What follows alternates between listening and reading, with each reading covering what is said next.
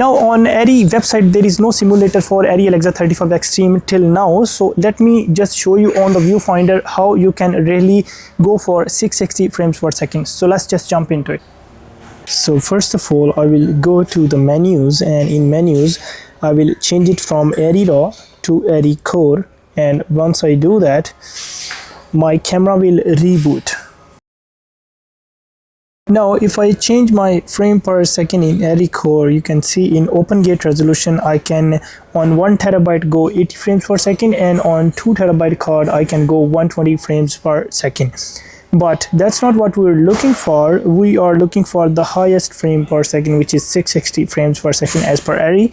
So to do that, what you need to do is you need to go to menu again, and in here you need to go to recording and sensor mode, and in sensor mode you need to go either 2K or HD 16:9. So I'll go on 2K so I have a bit more resolution. And if you see on 2K next to that, it's telling you on 1 terabyte card it will give you 330 frames per second, and on 2 terabyte it will also give you 330 frames per second. So that's the catch. How can we really go to 660 frames per second? I'll show you. So let me just do this first.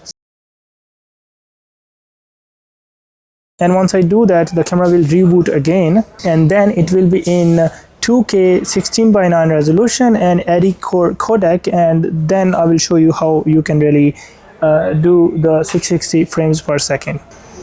Okay, now my camera is on, and if I go to my FPS, you can see it's giving me 330 frames per second. But you have a new thing here called overdrive, which is basically once I go to overdrive I will lose 6 stops of dynamic range. On that we will have 11 stops of dynamic range. So I will go to overdrive, and in this you can have on 1 terabyte card 505 frames per second, and on 2 terabyte you can have 660 frames per second. So I'll confirm.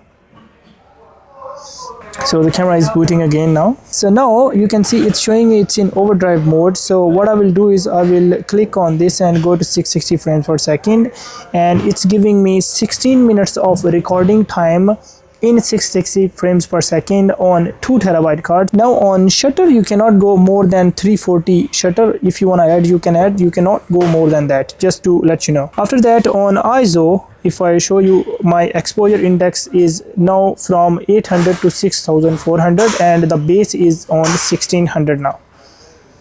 Now let me just show you the squeeze factors for anamorphic lenses which you have on this. So if I go to my recording and project setting, in there on the lens squeeze factor you can see it's not going more than 1.33. So if you are having any anamorphic lenses which are having more squeeze factor than 1.33, you might not be able to use them with this settings. Now I hope this video was helpful for you. If it was, please give it a thumbs up, and don't forget to subscribe for more amazing videos like this. Thank you so much for watching. See you in the next one.